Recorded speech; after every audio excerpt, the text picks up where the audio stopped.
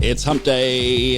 It's hump day in the neighborhood. Thomas Miller on a very uneventful astrological Wednesday. Well, I say that. Oh, welcome in. Thanks. I'm glad you're joining us today to take a quick look at the skies. This one is going to be pretty short because we don't have much different than we did yesterday. The moon is still in Leo. The aspects that we talked about yesterday are still in place, so Mars still at the bend of the nodes. The moon will be squaring Neptune today, so, watch the news headlines. And that brings me to what I was thinking about for today, because I'm on this little beach sabbatical. And if you listened to the Subconscious Mind Mastery podcast about the subconscious work around the Neptune retrograde that we talked about on Monday, I mentioned this little beach break that I'm taking, and one of the things that I'm doing is a really deep dive into financial astrology, something that I've really wanted to just have a block of time to do a lot of work with. And what I've seen so far is definitely there are correlations between astrology and the financial markets. And here's the other great revelation. They are not consistent. So you can't take an aspect that people would typically say is a favorable financial aspect. Let's say the sun conjunct Jupiter in a particular stock chart, where financial astrologers would typically say, oh, that's good, that's a favorable sign. And generally, broadly, that's true, and not every time. And that's what I'm really keening in on, even watching the chart versus the daily headlines. There are things in the chart that you just would wince when you open up your news app. You think, oh my gosh, what am I getting ready to read? And there's just this ebb and flow. And I'm really seeing this on the beach because the tide comes in and the tide goes out. The waves roll and they come over here and then they come over there. And some are bigger than others and then there's a lull. It's just there's always this flowing action. And I think that's really important to keep in mind with astrology. Because if you listen to a lot of astrologers, they will say absolutes.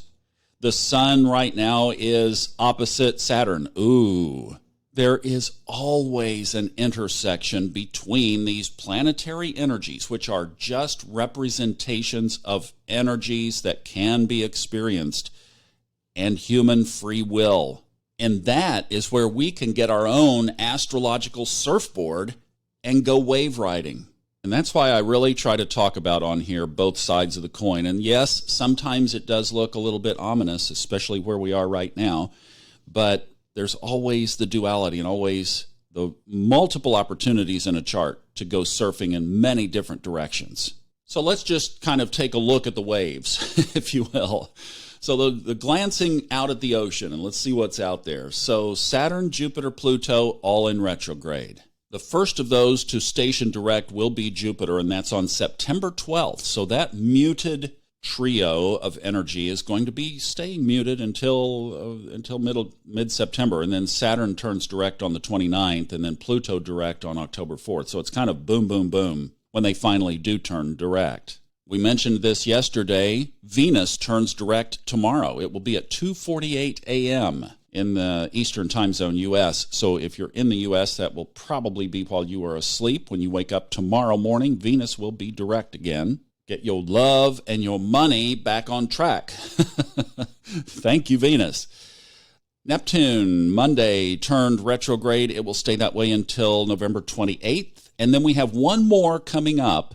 That will be Uranus. It turns retrograde on August 15th. That lasts through January 13th. So I think with all of this, kind of a possible interpretation of all of this is with these retrogrades, we have been given a little bit of reprieve. And of course, right in the middle of that, we stacked the moon wobble, which goes out on Friday, and we stacked the Mercury retrograde. So there's the big energy. The micro or smaller energy for today would be that moon square Uranus, and just see if something even more bizarre than normal pops out of some.